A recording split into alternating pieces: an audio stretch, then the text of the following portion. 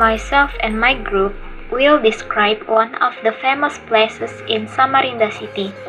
The name of the place is Islamic Center.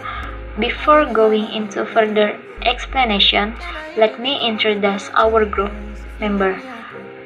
The first is myself, Winda Meliasari Rahman. The second is Catherine William.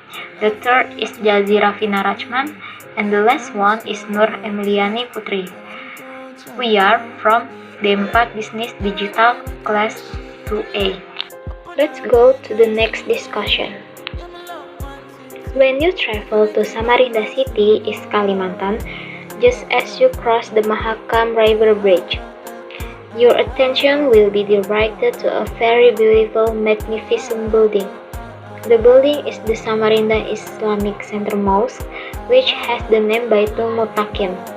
Samarinda Islamic Center Mosque is a mosque located in East Kalimantan, Indonesia.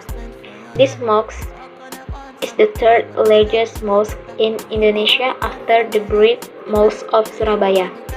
This mosque has a typical Turkish style combined with elements of Europe, the Middle of East and Indonesia. You can see the combination of various architectural styles from the dome, which adopts the dome model of the Hagia Sophia Mosque in Turkey. The placement of high and majestic gates characterizes the typical ancient European-style building. The tower's design was inspired by the minaret of the Prophet Mosque in Medina. The history of this mosque began to be built on July 2001, which was marked by the pressing of the button for the erection of the first pillar by the 5th President of the Republic of Indonesia, Megawati Soekarno Putri. This mosque is located on Slamet Riyadi Street, number 1, Teluk Lerong Ulu, Samarinda Ilir, East Kalimantan.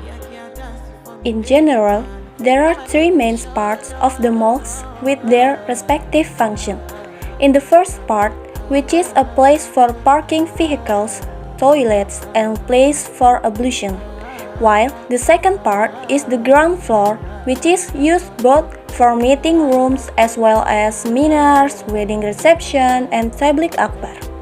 The third part of this mosque is the main prayer room for the congregation. When you enter the main room, you will pass 33 steps, which mean 1/3 of the number of beats. After passing the stairs, you will see the mosque foyer, whose design is very luxurious. The foyer has crystal chandeliers and unique wall lamps bearing Arabic calligraphy. These main rooms displays a majestic and soothing impression. The use of granite on the floor with a choice of light beige color accent with a black vertical lines in increasingly combined with the dark color mihrab wall. In this mosque, there are 7 minarets on each side of the 7th tower. There is one main tower with a height of 99 meters consisting of 15 floors, and also the height of each floor is 6 meters. The height of the tower symbolizes as Asmaul Husna, or the names of Allah, which are 99 in number.